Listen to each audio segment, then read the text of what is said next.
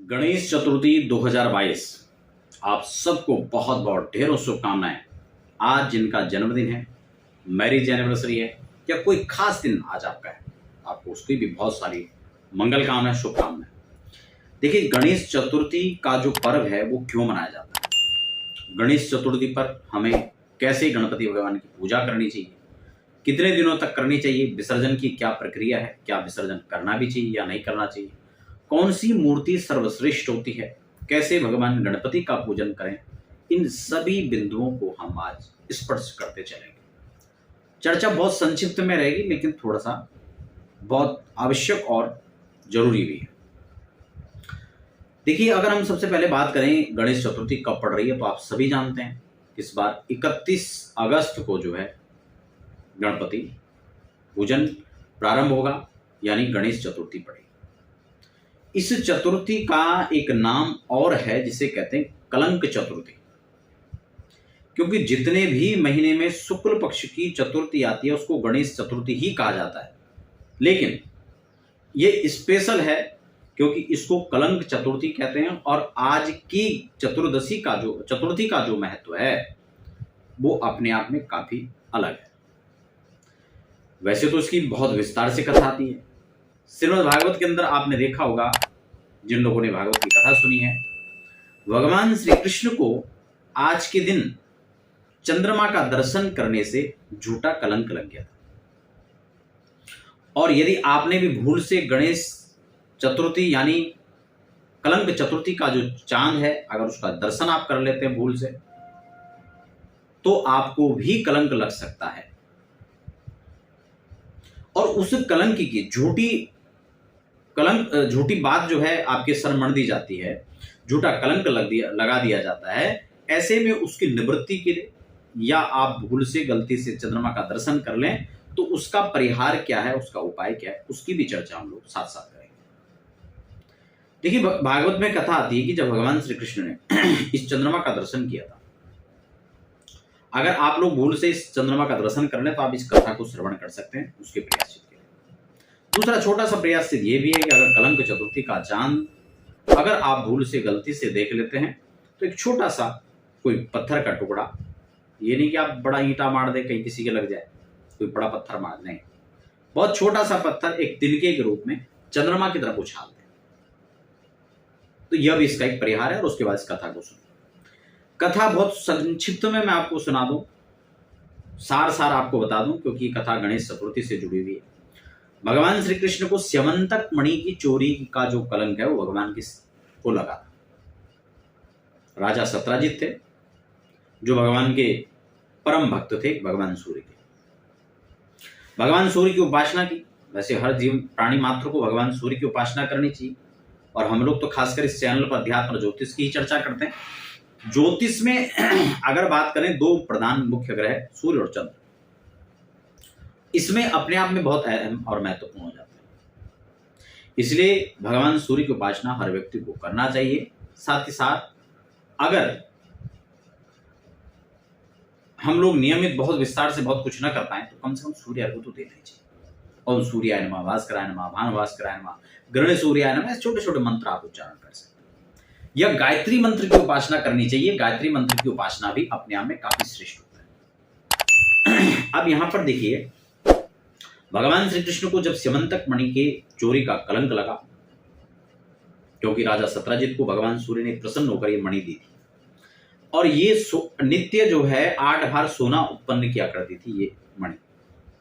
लेकिन एक बार सत्राजित का जो भाई था प्रसेन, वो इसको पहनकर जंगल में गया, और वहां पर कथा बहुत विस्तार से आती है।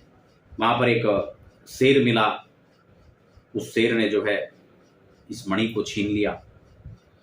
उसके बाद वह मणि को लेकर आगे जा रहा था। ऋक्षराज जाम्बवान बड़े पहलवान थे, उन्होंने इस शेर को देखा, उससे मणि छीन ली और उस मणि को लेकर अपनी बिटिया को दान दे दी। लेकिन जब अपनी बिटिया को दे दिया, इधर भगवान श्री कृष्ण को कलंक लगा। सत्राजित ने अपनी धर्मपत्नी से कहा कि एक बार भगवान द्वारकाधीश की सभा में मुझसे वो मणि मांगी जा रही थी, लेकिन मैंने दिया नहीं। आज मेरा भाई प्रसेन पहनकर गया, मुझे तो लगता है कि भगवान श्री कृष्ण ने मेरे भाई को मरवा दिया उस मणि के चक्कर में। मणि के प्रलोभन। हालांकि भगवान का तो इसमें कोई हाथ ही नहीं था, लेकिन भगवान श्री कृष्ण को झूठा कलंक लग गया। भगवान ने अन्वेषण किया, मणि को लेकर आए, बहुत विस्तार से कथा आती है। तो कुल मिलाकर अगर आप इस कलंक चतुर्थी का चांद दर्शन कर लेते हो तो आप भगवान का जो है आपको इस कथा को सुनना चाहिए और एक छोटा सा कंकड़ चंद्रमा की तरफ उछाल देना चाहिए। अब बात करते हैं हम गणपति पूजा और विसर्जन आदि के बारे में।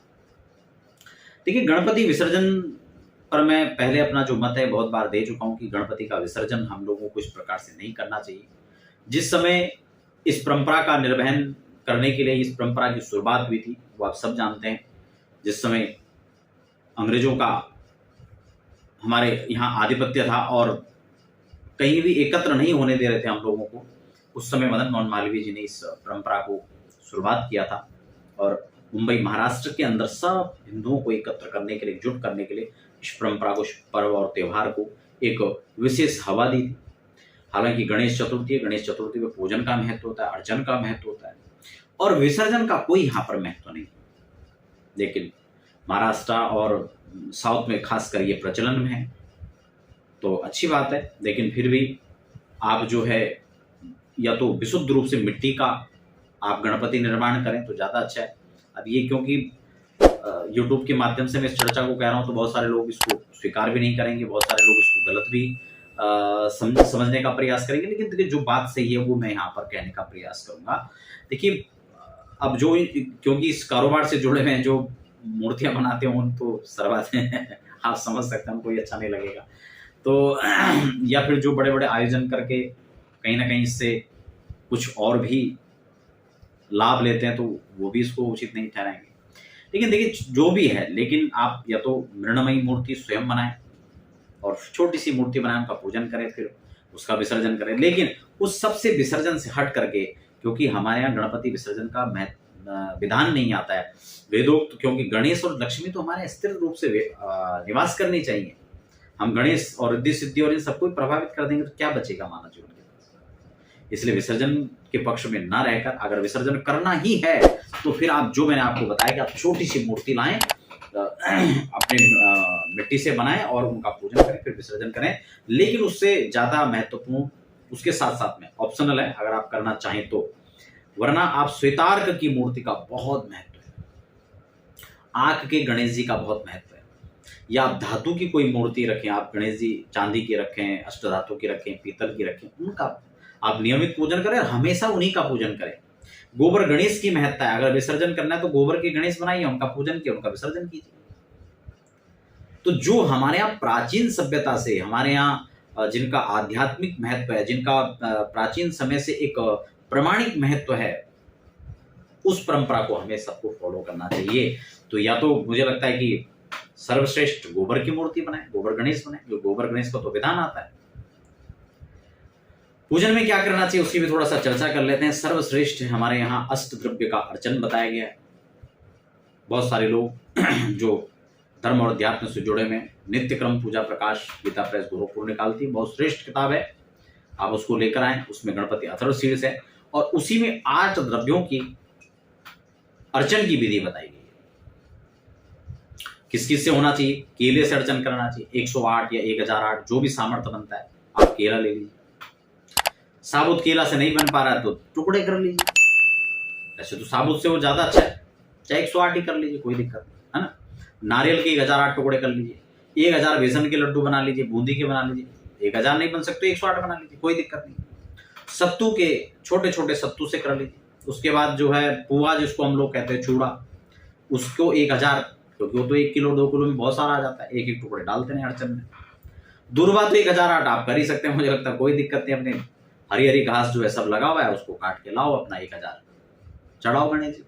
और गणेश जी को तो दूरबा और लड्डू बहुत प्रिय है, ठीक है। और कुछ नहीं कर सकते, केला चढ़ाइए, 108 चढ़ा लीजिए, कोई दिक्कत नहीं।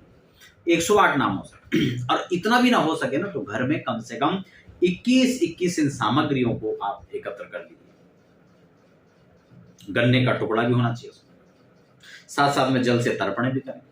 8-10 लोग मिल करके बैठ जाएं, घर के मेंबर हो, आस पड़ोस के हो, इस प्रकार से पूजन करने की परंपरा है। किसी ब्राह्मण को आप वहां पर बुलाएं, उनके माध्यम से करवाएं। अथर शीर्ष का पाठ आपको आता है तो बहुत अच्छा है, नहीं आता तो ओम गणपतये नमः से कराएं।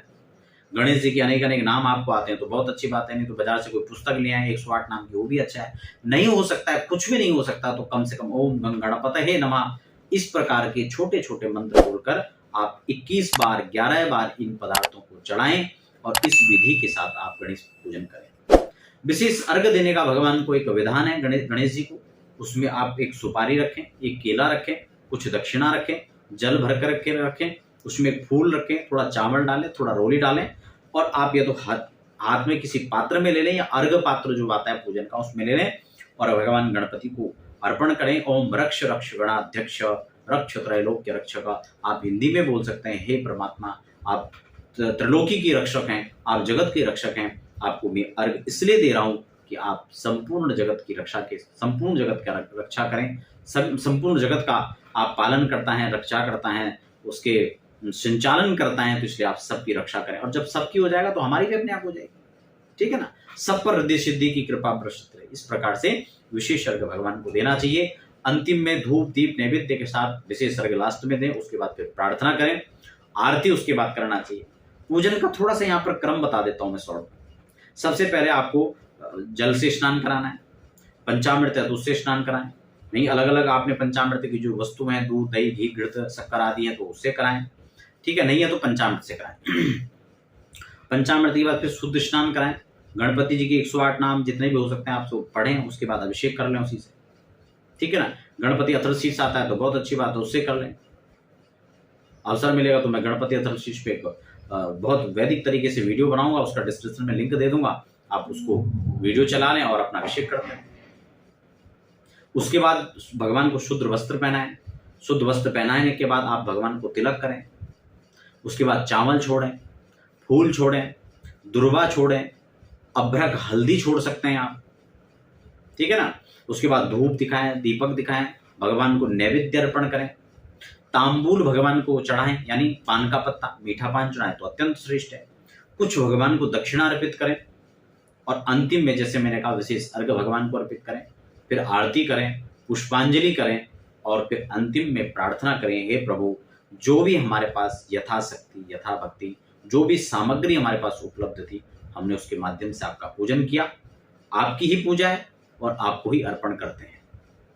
इस भाव के साथ भगवान गणपति को अपनी पूजा अर्पण करना चाहिए। तो आशा करता हूं कि गणेश चतुर्थी को लेकर जो चर्चा थी वो काफी सार्थक रहा होगा। कोई प्रश्न मन में उठता है तो आप मुझे कमेंट बॉक्स में लिख सकते हैं और इसी प्रकार की तमाम अध्यात्म ज्योतिष रत्न रुद्राक्ष की जानकारी के लिए आप समय समय पर अपडेट चाहते हैं तो आप वीडियो को लाइक करें, चैनल को सब्सक्राइब कर लीजिए, बेल आइकन को जरूर प्रेस कर लें ताकि आने वाली अपडेट्स भी आपको प्राप्त होती रहे।